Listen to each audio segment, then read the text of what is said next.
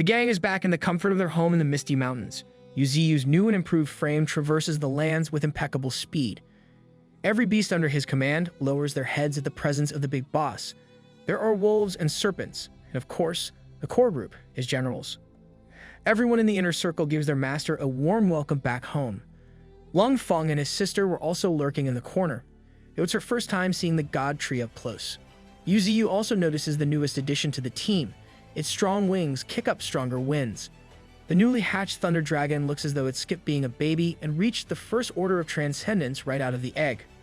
Big-eared Monkey also reached the first order, while Three-Headed Snake, Two-Headed Wolf, and Jade Scorpion have grinded to the second order. The Thunder Dragon is already starting to learn how to speak in the human tongue.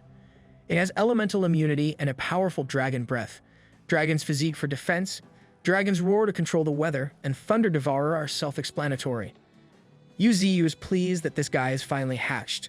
Unknowingly, the Misty Mountain is welcoming a whole new generation, with everyone growing stronger. He hands the dragon a Thunder Flower to expedite his growth even faster. The being from a legendary race will have a very long lifespan, and will inevitably dominate the world. God Tree intends to nurture this guy with every method available. The Thunder Dragon is very grateful that he's being valued so highly. Next, Yuziyu calls Qinggang, and Salmon quickly makes an appearance. God Tree tasks him with leading their territory expansion. He will subdue human cities along the way, but if they resist, they can say goodbye to their homes. But Qinggang must remember to give preferential treatment to those who surrender peacefully. For those who resist, he can kill one to warn 100. The next task goes to the unearthly Divine Flower. She was tasked with increasing the quota for the sacrificial altar, effectively subduing more human powerhouses. She will do the job, but Divine Flower feels puzzled, as her master just finished cleaning up the threat from the sea easily. They shouldn't be in a hurry to increase their strength, unless there is an even stronger looming threat. Yuziyu has a lot of ideas in his mind. Expanding territory is only the first step. They need to establish the Misty Mountain Research Institute.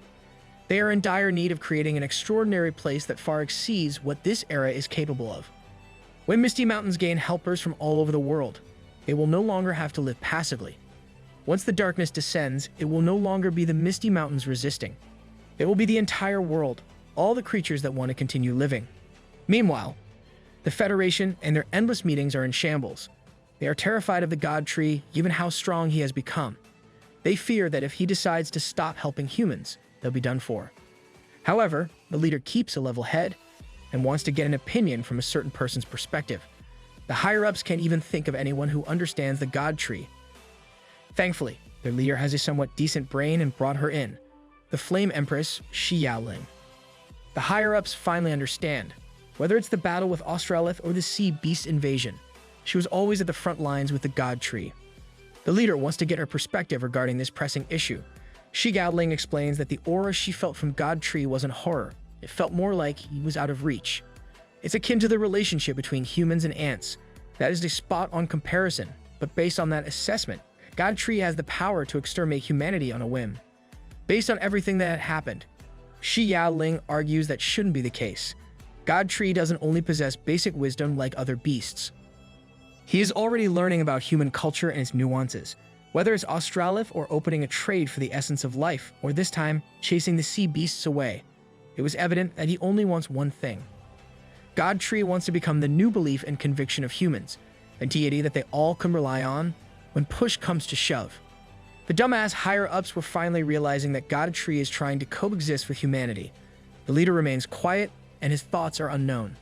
While everyone is digesting Xiaolan's insights, someone barges into the room bearing bad news. They are receiving reports that the mist of the Misty Mountains is expanding at an extremely fast speed. Right now, it has already enveloped Half Moon City and Smoke City. Bro, Smoke City is just begging for that mist. This news of Misty Mountains expanding its territory is alarming. The mist is growing in all directions too. Even the western barrens and the northern borders are being swallowed. The leader admits that they don't have the capacity and power to resist currently. They have no other choice but to allow this expansion, because what else can they do?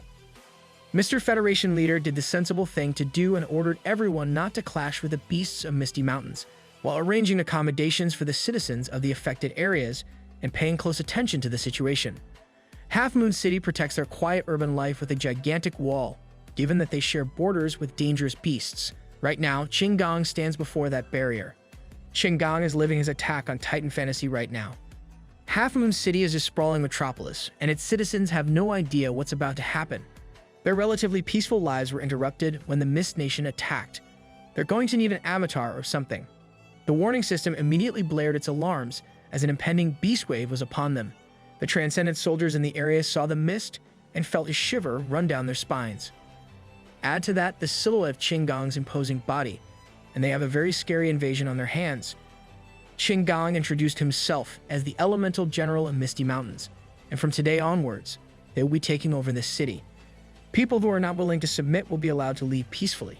But the soldiers immediately opposed this idea, especially since the threat was coming from just a single guy. Qinggong smiled as his reinforcements made their dramatic entrance. He wasn't really alone. He didn't bring the first-string team members, but he brought a beastly army. Back in Bayou Canyon, Yuziyu is carefully assessing his current stockpile of evolution points. Looking back, he came to this world with only 0.1 evolution points in his pocket, but now he has about 10 million. Just like Drake said, started from the bottom, now we're here. After reaching the 4th order, he hasn't had the chance to check on his own arsenal. Opening his attribute panel, his abilities went into full display. Innate growth, Seed of Vitality, Thunder Control, and many more are at level 4. So are his mutated branch, Roots, Spirit Field, Mist Mastery, Hallucination, River of Earth, and everything else. All of his many divine skills are at the introductory stage, but they are many divine skills for a reason. Overall, his arsenal can be described as luxurious. There is not a second creature in this world this stacked. If Yuziyu wants to advance further, he needs to polish all these abilities more. Mastery of Mist combined with an endless well of spirit power is the most useful right now. The range he could cover was outstanding, and it can also be paired with hallucination.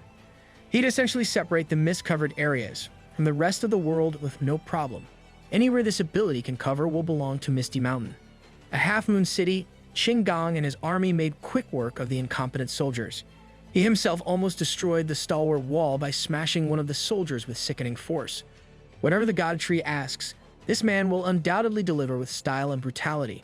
The inside of the city was already taken over by mutant rats, tempest wolves, and beast apes. The remaining stragglers were few and far between. They'd been beaten, but they weren't backing down. Qinggong repeated that he would spare anyone who surrendered peacefully. Since that's pretty much a done deal, let's turn our attention to the magical Jasmine Valley. In this quaint little place, the prairie was in full bloom, and a mystical tree sat in the middle. This is the place where Ninetails was assigned. In front of her was an enemy that was no joke by any metric. It's a golden-spotted swallowtail butterfly, a transcendent second-order insect beast that is currently undergoing the process of evolution. That might be the case, but Ninetails knew better than to let her guard down. Back home, Thunder Dragon was trying to prove his strength in actual combat. He was about to go up against the second-order transcendent dream beast. Is that a freaking unicorn, my guy? But this unicorn is not all rainbows and sunshine. It could channel some dark energy through its single horn. The dragon and the unicorn clashed against each other.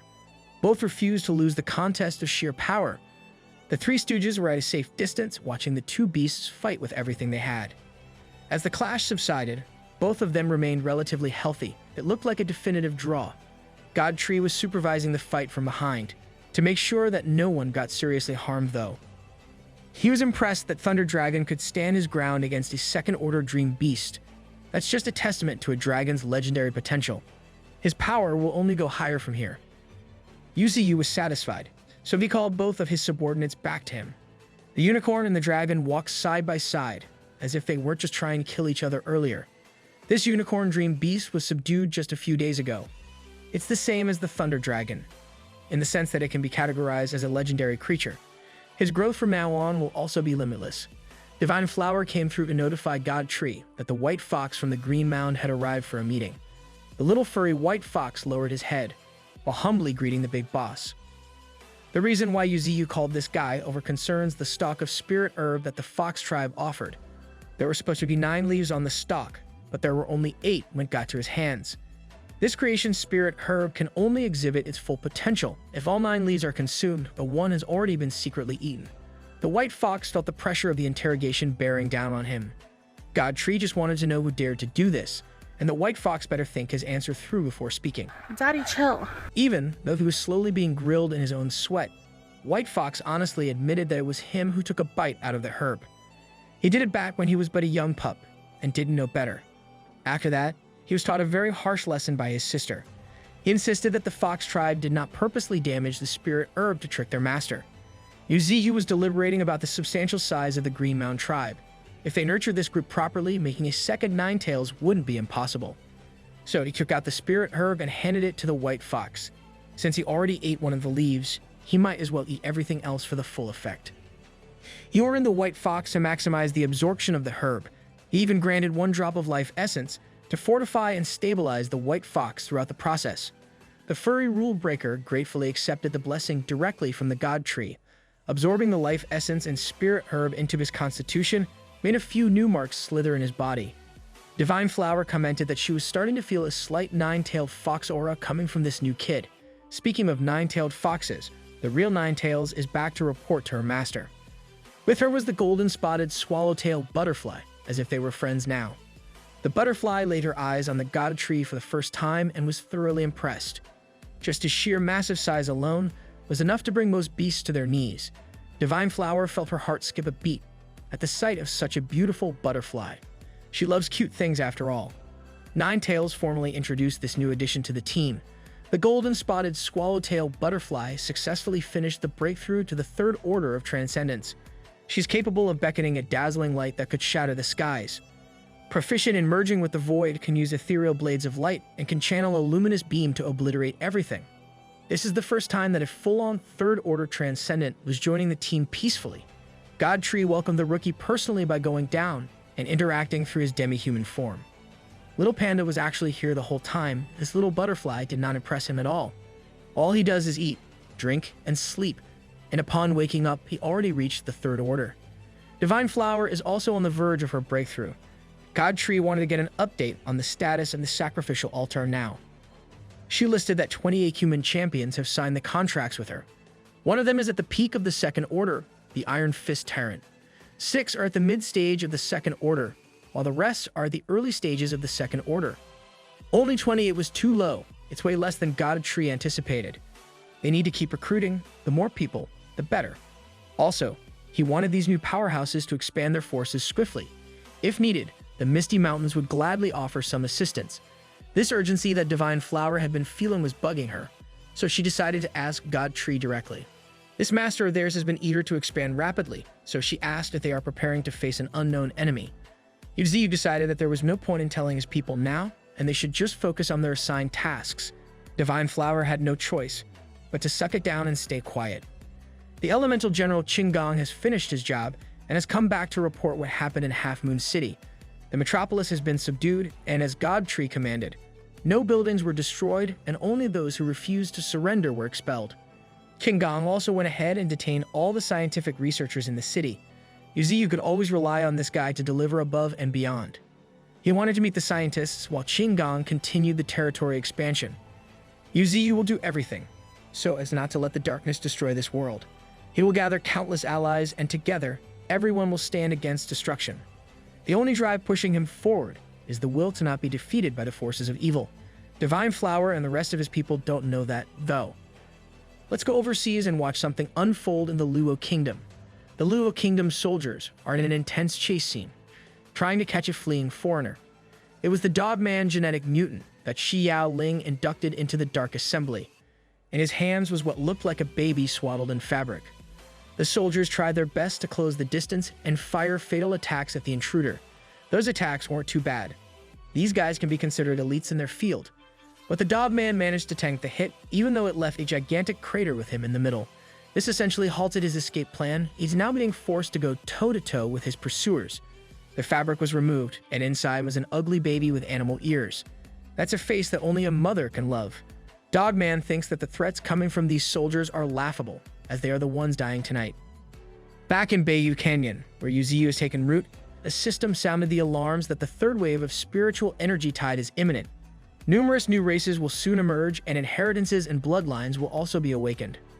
However, the system can see that Yuziyu himself was not quite ready for that yet. This imminent 3rd round of spiritual energy tide came out of left field, and you didn't even notice the signs at all. When the second wave rose, all things evolved significantly. It hastened the world's evolutionary pace by decades, altering the world's food chain. This incoming third wave was a mystery, but it will surely be significant. Now that he's at the fourth order of transcendence, this third wave would be a baptism that will transform him once again. He asked the system why in the world was it arriving so soon. It's because the darkness has finally sensed his presence and decided to trigger the tide prematurely. It fears the threat that Yuziu's growth poses. God Tree got an otherworldly being stressing underground. Yuziu wasn't expecting to hear that from the system. Who would have thought that the darkness itself could feel threatened? He thought that to grow stronger, he must slay other beings. The more he killed, the stronger the darkness would become too. This was supposed to be a race to see who could become more powerful. While it's true that death in this world serves to empower the darkness, God Tree was the exception to this law. He was shocked, but he was more curious about that information than anything else. The system explained that the deaths he causes won't feed the darkness. Instead, they become evolution points for him to personally absorb. One could say that Yuziu and the darkness are one and the same, two sides of the same coin. However, the darkness remains a whole lot stronger than him currently. It was so powerful that it could trigger a spiritual tide. A tide powerful enough to dominate the evolution of an entire planet. That's the type of enemy he was trying to challenge. Yuziu was starting to doubt whether he really was cut out for this, but he can't just surrender, as he laughs maniacally. Even the system gets confused by his bizarre reaction to such devastating news. Instead of fear, God Tree felt an unparalleled excitement, as he thought that he was beginning to understand why he was brought to this world. He's finally getting to the bottom of the purpose behind his rebirth. The system elaborated that the tide might not begin from the depths of the planet this time, but will most likely start in the starry skies or deep within the empty void. What's certain is that this spiritual energy tide will be the most terrifying one in history, as it will sweep across the entire universe. It will be rough, but those that can should seize the opportunity well. After finishing his eye-opening conversation with the system, Yuziu opened his eyes. He immediately ordered Nine Tails to call Qinggang, Thorn, Demon Cow, as well as Emperor Crocodile, as he had something to announce. Under the bright moonlit sky, the inner circle of the Misty Mountains gathered to listen to their master. None of them had any idea why in the world would God Tree call such a serious meeting. Now that everyone was here, he declared that he would soon go into a deep sleep again to further his cultivation. Before that happens, there are a few things that he wants to entrust everyone. Apart from Half Moon City, they've also conquered Yan City in the past few days, and Thorn will oversee that city's management from now on. Qinggang will take the scientists from Half Moon and Yan City back to the underground city of Bayou Canyon, where they will continue the research on gene modification projects.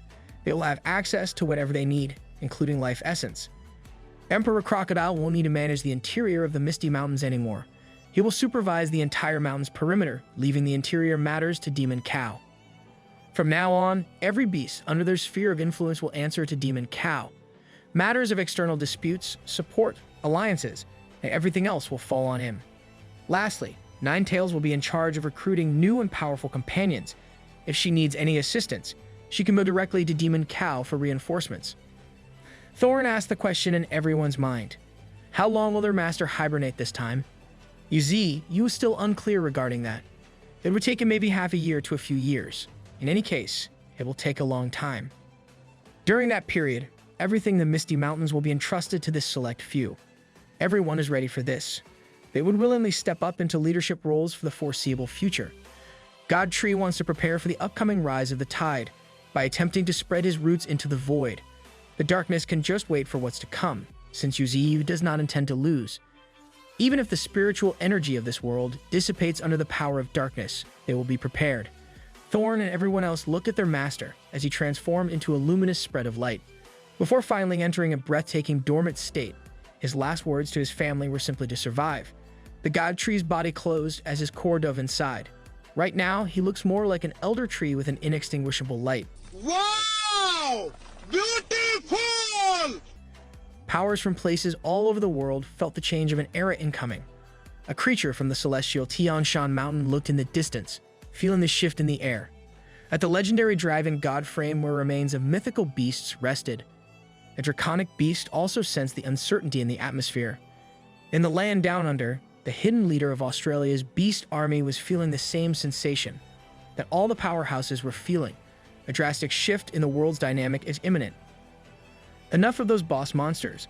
Let's turn our attention to a smaller scale. A forest where average beasts were feasting on average people. A little girl watched as her companion became a monster's dinner. The joy in the hyena's face was evident as it went in for a second serving. The girl's terrified cry caught the attention of White Tiger, and the big cat came to the rescue. Given the drastic difference in level, White Tiger easily dealt with the hyena trash efficiently. When he's in combat, he really does seem like a killing machine. The little girl was safe, but she hadn't let her guard down yet until Thorn came up from behind. Looking up to see the human pant hybrid's obscured face scared the little girl more than the hyena from earlier did. The little girl ended up passing out due to the overwhelming fear. She woke up to the sight of the beautiful Thorn and the less than beautiful White Tiger, trying his best to put on a friendly face. Her survival instincts immediately kicked in, and she ran away backwards as fast as humanly possible. She thought that she would be dead by now, but she was still breathing. After some convincing, she agreed to ride on the back of White Tiger alongside Thorn. She had calmed down a little bit and asked if this tiger was Thorn's pet or something. But Thorn was more curious as to what this child was doing in that forest in the first place. It was a notorious area filled with countless beasts. It turned out that it was her uncle's idea to look for a certain herb in the woods. She's Xiaolan, a normal human who had the ability to sense spiritual energy emitted by herbs. Thorn was disturbed that someone would send a little girl on such a risky task. But Xiaolan is actually a victim of kidnapping. If she doesn't bring the herbs back in time, that uncle kidnapper will gouge his little brother's eyes and sell his organs. Thorn's blood ran cold. People can be so awful, no matter where and when. She wanted Xiaolan to guide her to where her brother had been stashed for a rescue mission. Xiaolan enthusiastically answered that her brother is being held at Yan City. But before that rescue mission, it seems like they have to deal with some unwelcome avian guests. A murder of crows appeared in front of them. By the looks of it, they did not come here to play. No matter how you spin it, this could not be good. Each one of these black crows is at the first order of transcendence. White Tiger wanted to take the initiative to land the first attack with his spiritual beam. It gleamed through the skies, but failed to even graze a single bird. The flock immediately retaliated with a sinister spiritual beam of their own. Thorn has also been targeted by the murder birds. They tried to get close to her, only to get grabbed by her vine whips. With just the two of them in such a disadvantageous aerial battle, the crows were steadily getting the upper hand. They are too easy of a target in midair, so Thorn told White Tiger to hit the ground. He immediately tried to dive downwards with everything that he had. That's when an even bigger bad news presented itself. The leader of the flock was the Black Crow Emperor, a second-order transcendent hulking beast. The damn bird was too big to even be considered as a crow anymore. Unlike its underlings, this one can deal some serious damage from afar. Its spiritual beam was targeted at Xiaolan instead of the two combatants. Fortunately, White Tiger's reflexes were fast enough to utilize his wings to defend. But taking on an attack of that caliber doesn't come without repercussions, as the three of them plummeted down. Thorn managed to stay afloat while gripping using her vine whips. Just as she was about to go and try to help White Tiger, the Black Crow Emperor decided to shift targets onto her. Defending a peck from that massive bird required the use of every vine that she could control. She tried her best to make the monster step aside from blocking the path. And the crow mysteriously gave in with no contest, flying away into God knows where. Meanwhile, White Tiger and the little girl have landed deep into a sprawling chasm in the middle of the woods. The landing was brutal, but his bulky body managed to tank the impact completely, leaving Xiaolan unharmed but dizzy. He suddenly got up onto his feet, dropping the little girl onto the ground. He did it for a good reason though. With White Tiger's game face on, he faced some incoming challengers from the depths. Overgrown worms and centipedes have made this underground hell their nest, and some food just dropped from the heavens. Oh, hell no! Not only were they gargantuan in size, but they were also disgusting to the highest degree. Sharp teeth and lit bodies slithered at blinding speeds, all of them competing to get the first bite. White Tiger responded by trying to repel these insects with his bright spiritual beam. He was way too strong for these bottom dwellers, tearing their bodies apart like cardboard. But the problem was quantity instead of quality. A few disgusting beasts managed to get past the beam, clinging onto his flesh. Thankfully, White Tiger's fort wasn't ranged fights, but relentless close combat. Combining his two combat styles, he could tear and blast his way through this situation easily. Xiaolan had front row seats in White Tiger's devastating show of power. After dealing with the immediate problem at hand, Xiaolan carefully came closer to the ruthless tiger. She rode on his back once again, but the ride was not as smooth as the one they had taken earlier, as White Tiger struggled to maintain his flight, bumping into the wall multiple times. In the end, both of them sustained bruises and giant-sized lumps on their heads. White Tiger's wings were too damaged to function properly. When asked what they should do now, he replied with the only words he could utter: "We're all going to die." That, combined with the big cat's grumbling, hungry stomach, freaked out the little girl. But something else distracted her from their dilemma, a possible silver lining out of this unfortunate situation.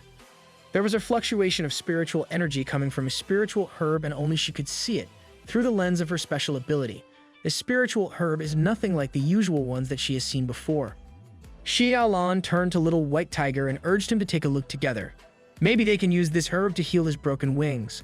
It was a great idea from the kid, but another problem cropped up. The big cat suddenly coughed up blood. Confused and scared, Xiaolan tried to ask him if he was okay.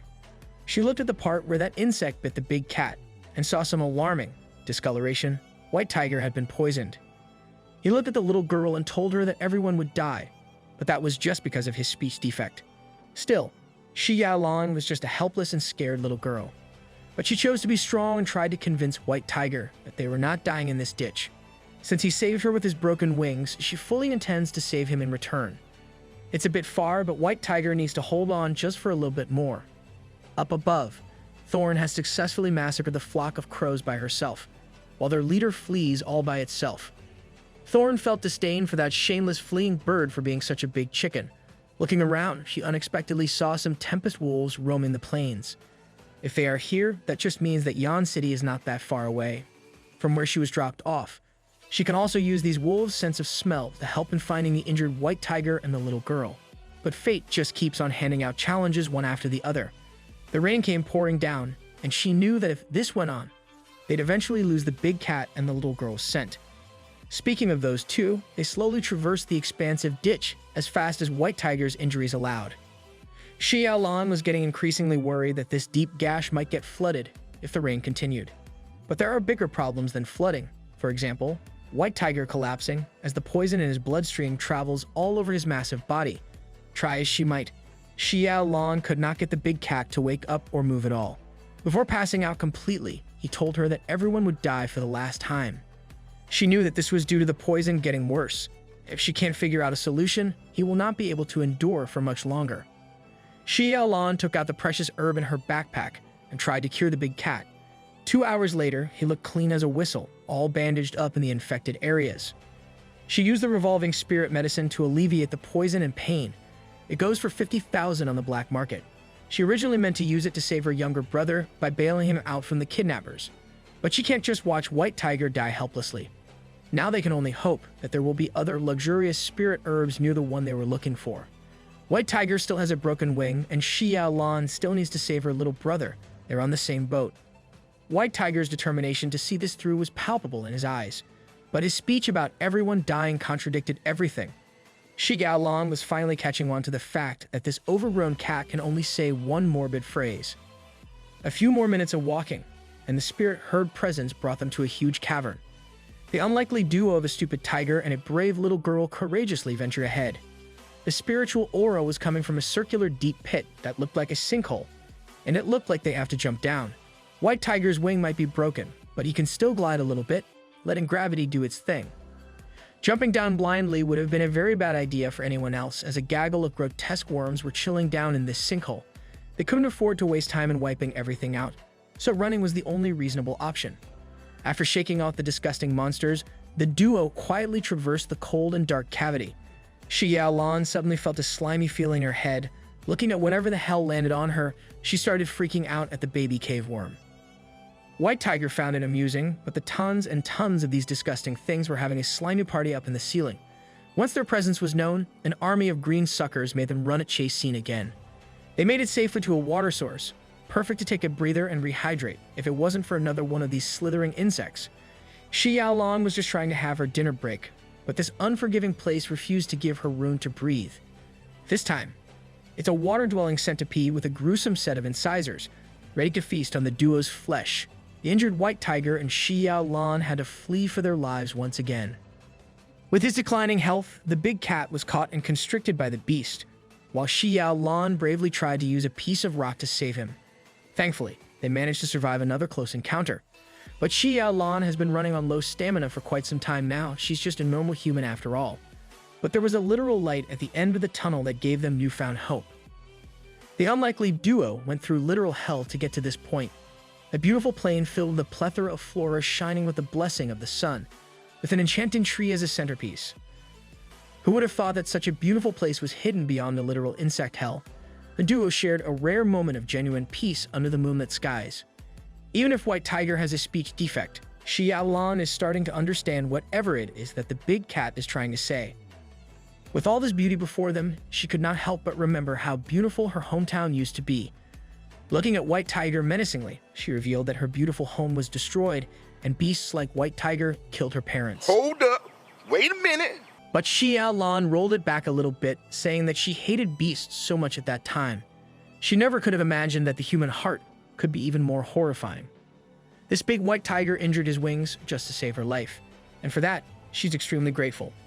When his feathers grow back, she would love to bring him to her hometown and to see the omnipresent red forest. The big cat might be saying that everyone will die, but he means that he would love to join her. He was so delighted that he kept on repeating his catchphrase. The little girl had to shut him up. That man who she calls uncle, their captor, used to beat them for things that they had no control over. His idea of teaching them a lesson was batting practice using their bodies. The deplorable, ugly bastard used to keep on hitting and hitting them with no remorse whatsoever. His accomplice worries that beating the kids too severely would make them hard to resell, but they can always just harvest their organs to sell. Xiaolan and her little brother experience inhumane practices on a day-to-day basis, until their entire body hurts. The only thing keeping her going was the need to protect the little boy from this horrible life. She knew that to do that, they would have to survive. Only by surviving can they get out of this miserable life. Xiaolan's experience is a testament to how much worse humans can be compared to beasts. Upon waking up from the bad dream, she started panicking. She tried to wake White Tiger up as they needed to get a move on. But the poison in his bloodstream was too strong and was rampaging inside his body. Seeing the horrible extent of the poisoning increase, she just knew that this gentle giant must be in a lot of pain right now. She looked towards the direction of their destination with an idea in mind. It was so near that she could practically taste it. Xiaolan thinks that she can find it after passing through another small cavern. White Tiger was starting to drift towards total unconsciousness. She knew what had to be done. Steeling her resolve to venture alone, all she asked was for White Tiger to hold on a little longer. Xiaolan crawled to the little hole, leading to where the spirit herb was. It was narrow, dangerous, and disgusting. The little worms on the way did not bother her this time around. Now that there were more important matters at hand. Damn, Xiaolan is a lot stronger than most of us here. After a few moments, she finally started seeing the light, the exit. Exiting the small burrow, she saw countless holes that the insect beasts used to traverse the depths. Xiaolan was certain that there must be scary giant worms from this point onwards. Using her sensing abilities, she pinpointed the hole that was emitting the spirit herb's aura. She pushed through and scaled the wall of horrors, for the sake of her new buddy, the big white tiger. After all the climbing and crawling, she finally arrived at the other side, where a gigantic centipede was slumbering. Xiaolan could not afford to make any sudden noises, or she would be insect food. Beside the Herculean insect lies the precious spirit herb. She felt proud of herself for getting this far, but now comes the hardest part. She can take that herb to help the big cat, as long as she doesn't wake the monster below. It looks scary and tough, but the little girl was tougher. She quickly scaled the wall, careful to not make a life-ending mistake. Unfortunately, the next piece of rock that she tried to use for support gave out. The rubble fell, hitting the centipede square on its gigantic body. Xiaolan feared that this might be it for her. But the beast was so big that her little rubble incident did not even register as a threat. Finally, just a little pull, and she would be within arm's reach of the herb. Xiaolan had to catch her breath for a minute after a grueling journey to get there. Seeing it closely, she was delighted to identify the plant as a regeneration herb, which means that there's still hope for White Tiger. But the problem was there was no other precious herb growing around this one. If there's only one of these things, then she won't have anything to use as a bargaining chip for her little bro. To make matters so much worse, the disgusting giant insect behind her finally woke up. By the looks of it, this monster might be the guardian of this herb. Luckily, she managed to avoid the first attack in a panic. She took the opportunity to grab the plant, clutching it as tight as she could. Her size made it possible to choose a little hole to use as an escape path while the beast was going on a rampage. She ran like her life depended on it because it did. The centipede was so powerful that it could just force itself through the little passageway to chase after the intruder. This path led Xiaolan to the breeding ground of the blood-sucking worms coiled around the cavern ceiling. Sensing the presence of the treasure in her hands, the little suckers woke up and greedily bared their horrifying rows of teeth against the little girl. Blood-sucking worms at the front, a gigantic centipede beast coming from the back, Xiaolan was completely cornered. Just as she was about to become insect food, the ground could not support the beast's size and weight, making the ground shake, disrupting the insects, and altering the subterranean topography. Xiaolan used the commotion to continue running forward without looking back. Unfortunately for the brave little girl, the path that she chose led to a dead end. She thought she was free to go back to cure White Tiger, but problems just kept on popping up continuously. The giant centipede had also regained its footing, catching up to Xiaolan. On her back was a dead end, and up front was an extremely angry, overgrown insect. Even on the brink of being a centipede's snack, she did not let go of the regeneration herb. The centipede made this horrible insect sound, akin to the sound of death, but Xiaolan's pleas for help were answered by White Tiger, who's fighting the raging poison in his body. The big cat threw his entire weight and force straight to the centipede, a clash of sheer strength. He took the chance to bite down on its exoskeleton, with as much power as he could still muster. Xiaolan's spirit was lifted at the sight of her savior coming in clutch. White Tiger also took the chance to fire a spiritual beam from point-blank range for maximum damage. It did not finish the enemy off, but it certainly hurt the centipede badly as it wriggled in pain and surprise. Even with the handicap of a lethal poison running in his veins, the king still possesses his regal supremacy. Xiaolan was all smiles, celebrating the big cat's big win. But even though a significant part of the giant centipede's body was blown off, it was still exhibiting signs of life. White Tiger noticed what it was trying to do and immediately went into emergency mode. This gruesome beast had the capability to self-destruct. When brought to the brink of death, it dragged everyone along. It unleashed a guttural sound of desperation as the spiritual energy inside its body reached critical mass for an imminent explosion. White Tiger quickly took Xiaolan and ran as fast as he could. The explosion pierced through the ancient walls of the massive ditch. The duo managed to avoid the brunt of the final gambit, but the impact sent them rolling through the cliff. They ultimately landed back on the bed of flowers, under the moonlit skies. With the poison reaching complete domination of the big cat's body and the brute force of the detonation, White Tiger was out like a light. Not only that, but Xiaolan also suffered a fatal injury as a loose sharp rock was lodged into her stomach. It nicked her internal organs, causing a cascade of blood coming out of her mouth. She'd never felt so much pain before. She was starting to lose sensation all over her body. This must be what death feels like. But even at this mortal junction, her little hands never once let go of the regeneration herb. Even as her little life started slipping away, on her mind was her little brother, and the desire to stand up as an elder sister to save the little boy. White Tiger was also completely out of commission at this point. Before completely succumbing to the poison and all of his injuries, White Tiger's life in the Misty Mountains flashed before his eyes, his intense spars with bald head, his consistent victories in a dominating fashion. He also remembered Godtree's incessant nagging to dodge attacks, even though this was just sparring. Godtree kept on reminding him that even with a strong body, brute force can only go so far. Dodging attacks and not falling into the enemy's way of fighting is the way to go. He even foretold that if he goes down this path, White Tiger will eventually fall against paralysis, fainting, or poison. Now the big cat realized why his master kept on urging him to train properly before it was too late. White Tiger woke up from the regretful memory as he yelled his catchphrase anxiously. He started looking around after realizing that he was alive. Not only that, but his broken wings also looked brand new. Xiaolan was sitting against a tree. She was glad that her new buddy finally woke up, which means the medicine has taken effect.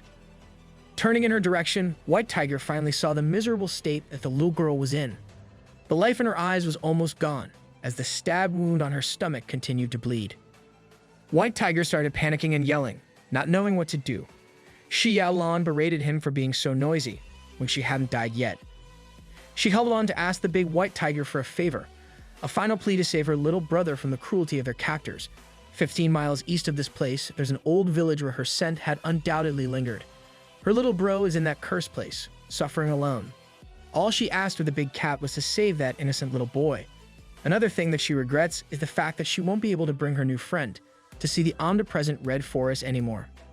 In place of her, she wants her little brother to guide White Tiger instead. Xiaolan smiled contently as she asked the big cat if that would be okay. He understood. He might be a dumb cat that can't string a coherent sentence, but he understood. For the first time in forever, he eked out a new word. Okay. He tried hard to put the little girl's worries to rest. When life finally left her eyes completely, White Tiger's next new words were Xiaolan's name. God Tree and Thorn couldn't even teach him to speak other words, but a little girl's tragedy gave him his voice. White Tiger regretted not listening to God Tree's instruction all those times that the boss trained him. The gentle giant's tears started flowing uncontrollably, while yelling Xiaolan's name. Press F to pay respects. He unleashed a guttural roar full of sorrow and regret, piercing through the heavens. This roar attracted the attention of another giant centipede and the Black Crow Emperor that sent them down here in the first place. The talons of the Black Crow Emperor gripped a rock to see the commotion in the field of flowers. A giant centipede beast crawled through whatever hellhole it came from. Two disgraceful beasts interrupted the fully healed White Tiger's moment of mourning at the loss of a friend. The black bird cawed as hard as it could. The centipede let out a grating noise fitting of a lowly insect. White Tiger remained silent. A sinister and supercharged energy slowly accumulated into his body. The dark power complemented his black stripes, as if he was saying that the Mr. Nice Guy was gone. All that's left is a grieving death god hungry for the flesh and blood of these audacious beasts that played a part in Xiaolan's demise. Once everything was said and done, the entire field of flowers was destroyed by the debris of the ruined cliffs. The only thing that remained upright was the mystical tree that the little girl was leaning against. Thorn has finally arrived at the scene. It wasn't that hard to track White Tiger with all the destruction that he caused. The Black Emperor Crow and the giant centipede did not even stand a chance against a raging tiger before they returned into cold corpses. She doesn't know what exactly happened here, but Thorn could feel the sorrow radiating from her fuzzy friend. White Tiger remained motionless. He had bloody injuries all over his body, but he didn't even feel the pain. The brave little Xiaolan was motionless too, and couldn't feel her injuries too. Thorn walked forward and got a closer look at the miserable state of the little girl. She placed her palm against her neck in hopes of feeling some semblance of life, and he unexpectedly felt a weak beating sensation. 15 miles east of the Moonlit Garden, the quaint little village of wooden houses hides a horrible secret. Guard dogs were trained to look after and secure the merchandise in a bloody cage. Kids. They were keeping kids in cages. The scumbags that run the place drink and smoke their day away, while one of their so-called goods dies from being too sick. It seems like this scene was just an everyday occurrence for them. They just wrapped the kid up in a garbage bag and threw it in the trash casually. These scums of the earth were just waiting for Xiaolan to come back, certain that the little girl won't run away on account of her little brother. Once she returns with the precious herb, they fully intend on just selling the internal organs of the siblings. Just as those vile thoughts were going through the kidnapper's mind, the guard dogs started going crazy and barking fiercely. The wooden gate and the crazed guards were blown away by an explosive force coming from outside. The dirtbags immediately went on high alert, thinking that intruders were upon them. In reality, it was just Thorn standing all by herself. Her expression was as dark as it could get. The murderous aura emanating from her body was oozing out. These bastards saw a girl and did not even notice that Thorn was overflowing with killing intent. The man that the kids call Uncle was so depraved that the first thing he thought about was that this girl could earn them a great chunk of money in the black market. He rushed forward with the intent of catching Thorn using an empty bottle of alcohol. His dream of hitting it big by selling a person to depravity was dashed when White Tiger came in with his ferocity on full display. Thorn watched without batting an eye as the gentle giant claimed first blood on this pest extermination mission. A lone woman and a Herculean beast stood before the lowlifes, their terrifying power in full display. The scoundrel called Uncle lost his head in a split second, prompting the other imbecile to pathetically flee in fright. Thorn's vine whip stretched and moved at blinding speeds to catch the escaping half-wit. A single stab wound in the middle of the body claimed the miscreant's life, a quick end to the degeneracy that they brought to this world. White Tiger proceeded to smash all the cages open, freeing the children from their inhumane enclosures. These kids were so traumatized that they were even scared of the ones that freed them from the nasty cages. One little boy even called the big cat a stinky tiger. The fully healed Xiaolan finally appeared. She was riding at the back of the fuzzy tiger the whole time. Now she can finally go to her little brother, Xiaolan. It was nothing short of a miracle that the siblings even got reunited at this point. Thorn looked around at the dilapidated hideout and was disturbed by how many children were held in captivity. They freed all these unfortunate kids to once again be free like they were supposed to be. Back in the ruined flower fields, Thorn had to move quickly to heal Xiaolan. Luckily, the brave little girl held onto a little sliver of life, so the life essence that God Tree gave her can still be used. After asking the children, it turns out that all of them were kidnapped from Smoke City, an area that's under the Misty Mountains management now. Thorn also walked towards Xiaolan and told her that she and her little brother could follow Thorn from now on. Xiaolan happily agreed to be a part of her savior's team. Now that she has seen how the chaos of Smoke City can bring about the scabs of humanity, Thorn is determined to set things in order once she takes charge. The rescued kids quickly warmed up to the gentle giant, treating his gigantic fluffy body as some sort of playground. Let's turn our attention to an unknown small country where the dogman of the Dark Assembly was sending his report to Xiaoling regarding the successful retrieval of a mutated baby that possesses a beast's bloodline. But this ugly baby was still not enough. Dark Assembly is in dire need of a bigger sample size. They are going to need a lot more helpers before the impending Great Battle starts. The Dark Assembly that Xiaoling established has grown by leaps and bounds, enlisting the aid of mutated humans to their cause. That furry army is looking scary. Time continued to pass as Yuzi was in deep slumber during his cultivation. During this period, he would occasionally wake up and fall right back into sleep. 3 years passed, and his 9-wood arboreal roots transformed into 81 arboreal roots. Each one was as tough and fierce as a Titan Noboa. Moreover, one of them mutated into a split root while exploring the void. His branches expanded to more than 300 strands. Every facet of his body went through a qualitative change. While he was in hibernation, the whole world went through some earth-shattering changes. Sparky created quite a commotion and established his name through blood shed in Australia. Xiaoling developed Inferno City into one of the 10 most powerful cities on the continent. She reached the third order of transcendence, becoming one of the peak powerhouses of humanity. The world of beasts has also been shaken up from the sky, land, and sea, as strange creatures started appearing everywhere. One by one, cryptic beasts appeared in forbidden lands out of nowhere, only to vanish after some time passed. Chaos gave rise to powerful tyrants and their own revolutions. The powerful Federation even lost control of several cities. But the biggest development was the emergence of the 4 great races. The Misty Mountains were dubbed as the Forbidden Land among forbidden lands. But given that they've been dormant for the past 3 years, humans and beasts started to forget the power that the name Misty Mountains holds. It's become more commonly referred to as the Lost Land. 3 years was a long time in every metric, especially in the spiritual era. Little Xiaolan has grown into a fine young lady.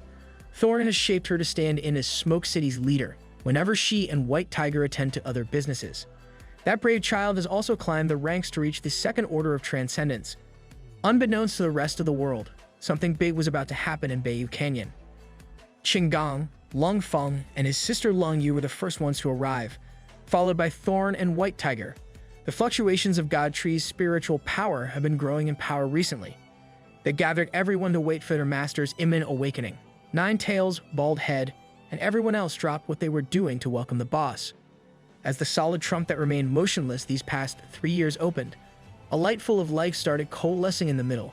Branches eventually shifted and transformed into a familiar shape. Yuzi was finally back in business.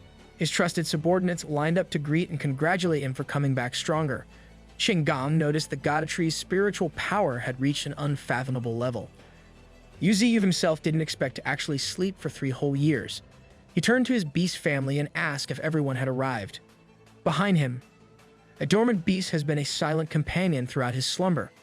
The bizarre Sea King from all those years ago has successfully evolved into a dark willow tree variant. Everyone couldn't believe that an enemy from the past had turned into a replica of their master. During these 3 years, this inactive beast has also matured but failed to copy his divine abilities. For now, God Tree decided to use hallucination to wipe its consciousness, while preserving the evolved body. He turned to everyone and asked for a detailed account of significant events from the years that he was absent. On the outskirts of the Misty Mountains, there was a lone figure surveying the ground. He looked at the #1 forbidden land on the planet and didn't seem too impressed. Rumors said that the infamous demonic tree had suffered a serious injury and was under recovery. From an outside standpoint, the speculations made a lot of sense. Today, Mutian, a transcendent third-order member of the three-eyed divine race, has come to check things out. He jumped from a cliff and smoothly glided through the thick mist. Today was the first time that Yuziu heard about the rumors regarding his well-being and the steady decline of Misty Mountain's notoriety. Before even being able to process all these overwhelming news and changes, Godtree felt something substantial enter the mountains. It looks like an uninvited guest has arrived to crash his welcome party. Instead of addressing all the 3 years' worth of issues, he reckoned it would be fun to meet their three-eyed guest first. The first one to intercept Mutian was the electrifying honey badger, Bald Head. Bald Head has made quite a reputation for himself as one of the beasts living in this lost land. He supercharged himself with the power of thunder and went to do what he does best, ramping up his speed and coming at unpredictable angles to overwhelm an enemy. But Mutian stayed calm, as he could see Bald Head's lightning-fast movements as clear as day. He bragged that he could even dodge with his eyes closed. To prove that he wasn't just bragging, Mutian just demonstrated his superior battle sense with a masterful dodge. Bald Head felt infuriated by this three-eyed brat, so he decided to play dirty and use some brown material supercharged with electricity as a ranged attack. But concealed weapons were useless against this guy. Mutian felt good about himself, but that changed when he saw and smelled what kind of brown concealed weapon he just caught. Ew! Dude! What the? Bald Head laughed at the guy for falling for his stinky trick. Mutian finally loses his cool and swears to kill a honey badger with everything he's got. Just one issue though, one big, legendary, draconic issue has emerged. He didn't expect that a real dragon was also living behind this thick mist. Thunder Dragon unleashed his thunderous dragon breath, destroying everything along the way. Godtree had just returned, and already his territory was under attack by one of his legendary subordinates. Thunder Dragon and Bald Head made for a terrifying electric-type tag team. Mutian remained unharmed, thanks to his powerful barrier going up on time. The existence of a dragon on Misty Mountain hadn't been documented in his information network. He was still reeling from the electric attacks when a fast-moving carpet of icicles made its way toward him. The ice formation tried to catch up to Mutian, eventually growing to the size of massive sharp glaciers. On one of the peaks was a white serpentine beast slithering around. Mutian watched in disbelief at the sight of this new addition to the battle. One dragon was already bad enough. Make it two, and it was just ridiculous. Moreover, this one commanded the iced element. Elemental tricks weren't the only thing that this white serpent had up her sleeves. She also had physical combat skills. Mutian was forced to block and absorb the impact from a tail swipe, sending him crashing from the carpet of ice into the woods, eventually stopping once he hit a mountain. This nosy guy had just gone to check out Misty Mountains, and now he was being whooped by two dragons. He coughed up blood, indicating some damage to his organs. He wasn't used to losing this badly, so he felt utterly infuriated. But his furious rush was interrupted by hands made of soil looking to get a grip on his body. Caught off guard, two earth hands clamped down around him tightly. This type of ensnarement wasn't going to be too effective in holding an esteemed member of the three-eyed divine race, though. Mutian would eventually brute force his way out of the hands, wrecking it from the inside. The earthen mold was split into multiple parts as the brat broke free. Now Mutian meant business. All three of his eyes were going all in. But the onslaught of different attacks was seemingly endless. This time, an earth golem stood in his way. Ratty Mutian grew impatient and unleashed a divine death ray, piercing through the earthen body of the golem cleanly. The thing about golems is they're essentially immortal if the summoner is still up and about. Even with a shattered body, this thing can still dish out some serious destructive force. The golem smacked the three-eyed freak, but another divine death ray tore its hands open as it continued to destroy the head. Mutian yelled that he was not someone that this group could bully so easily. He was so busy yapping that he did not notice Qinggong going in for a sneak attack from a tricky angle. The sneaky punch from the elemental general rocked an entire mountain with its strength. The poor brat took the full brunt of that attack, and now he stuck to the ground. Godtree had been watching the spectacle from the start. He was pleased to see that everyone had grown stronger with the passage of time. Qinggong had gone on to master his elemental capabilities. He decided that it would be best to bring this intruder back to the master first. But it seemed like that plan wasn't going to work, as another divine death ray beamed out of Mutian's third eye, disintegrating Qinggong's head. The elemental general lost grip of the guest at the place where his brain was supposed to be deleted. Mutian laughed like a maniac after frying Qinggong's brain, taunting him to fight more with his empty head. But this bastard's laugh halted when he saw something that he'd never seen before. Xingang's vaporized head started to light up as his flesh regenerated with the help of the earth. It only took a few seconds to make a full recovery from a point-blank brain damage. He asked Mutian what in the world was so funny. Just as the intruder was about to unleash another one of his death rays, his wind-up was interrupted by a draconic breath containing enough voltage to power an entire city. Mutian tried his best to defend, but you can only do so much in the face of a legendary beast. A white ice dragon also joined in on the fun, to cool the three-eyed freak down after getting fried by electricity. He managed to expertly maneuver around the icicles with everything that he's got, focusing on dodging left and wide open for an electrifying headbutt courtesy of Bald Head. Mutian had traveled miles across these misty woods. After getting pushed around by the powerful beasts, he was only facing 4 monsters, and they were not even the best ones that this lost land could offer. The intruder was forced to admit that the only reasonable move was to escape. He had just planned to scout this place, and now he was fighting for his survival like a scrub. Fortunately for him, he had the mini-divine ability to open dimensional pockets using space escape. Before finally leaving the area, he turned to the monsters and vowed to have his revenge one day. But you wouldn't need to wait for that day to come, now that Xiaolan had decided to personally make a move. His shark demi-human body towered over the three-eyed freak and his little pocket dimension. Mutian's blood ran cold at the sight of this being. He wasn't prepared to go up against the strongest being in the world at all. You're a victim! Mutian stumbled on his words, but he knew who this entity was. Everyone in the world knew who this entity was. Xiaolan didn't even bother to respond and just flourished his hand.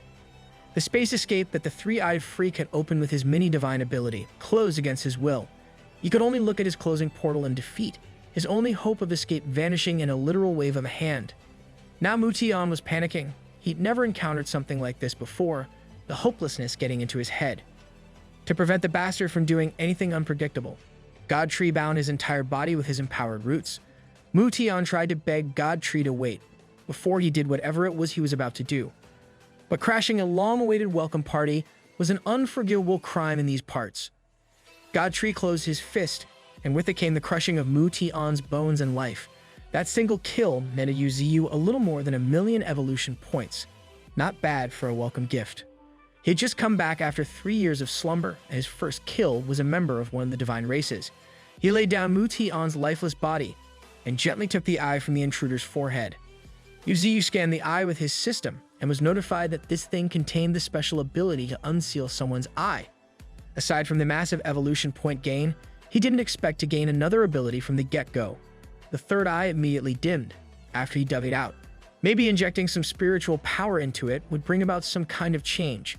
This organ was called a heavenly eye, the precious treasure belonging to the three-eyed divine race. Injecting some spiritual power into it gave it life. It also gave Xiaolan a sensation that he had never felt before. The heavenly eye granted him an impeccable vision that saw through the visage of the physical world. With this eye, he could see through things, but more importantly, his perception of motion became even clearer. It was as if the world around him had slowed down. With such a field of view on the battlefield, it was like giving a tiger wings. Upon a little more deliberation, Godtree assessed that this thing wouldn't be too useful for him. Speaking of tigers and wings, White Tiger, who still hadn't found a cure for his speech defect until now, had come to greet his master. He came just in time to receive a handsome reward, in the form of the heavenly eye. All White Tiger had to do was inject some spiritual energy into it, and the organ automatically fused onto his forehead. He might look fierce, but it would take a lot of practice before he could use it in combat effectively. Godtree's next stop for today was the underground city.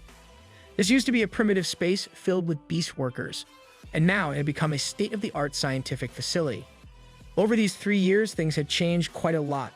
The scientists here also revered him as the Godtree, though Xiaolan didn't want them to be all formal, since he was just looking around to see their research.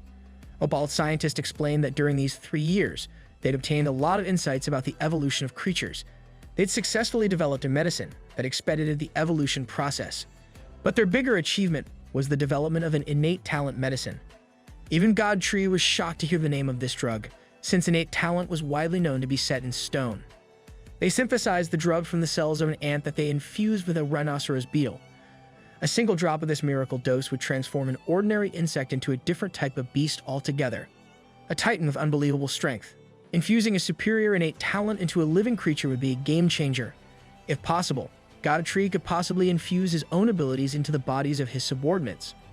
However, the research was currently impossible to replicate outside of insect-type creatures, but the brilliant minds in this lab were working on furthering this study. They also successfully developed elemental powers in test tubes using the blood of Ninetails and Flood Dragon. They got some wild wolves in captivity to demonstrate its effects. Once the substance had been emptied right into their bodies, the wolves underwent a dramatic elemental transformation of fire and ice. These wild beasts immediately gained the power to manipulate elements because of a drug. Seeing as how effective and stable it was, this too could become a game changer. Creating a flame wolf and ice wolf in just a few seconds was a godlike feat. The elemental powers not only made them stronger, but also upgraded their class. These rockstar scientists had also developed a lot of weapons and defensive tools. The large-scale spiritual power weapons in development will also be available for usage soon. God Tree was pleased that he had decided to establish this institution before he fell asleep 3 years ago. He urged the head scientists to continue their thing, and just ask Long Feng for anything that their studies required. Overall, this field trip in the research facility was nothing short of a home run. Yuziu assessed that the single void tree root he got from his cultivation was the greatest harvest he got after 3 years. After investigating the deepest depths of the earth, he now roughly knew the time of descent for the third tide, and around half a year from now, the most dreadful spiritual energy tide would begin. The first tide altered the genes of all creatures, the second activated their spiritual wisdom, the third might allow creatures to evolve into an even higher stage of existence. Just like the three-eyed divine race, even stronger races would continue to emerge from now on. When that third tide hit, the entire planet would undergo an unprecedented rate of change. The only thing Yuziu could do to prepare was to evolve once again. The inevitable battle with darkness was about to finally begin.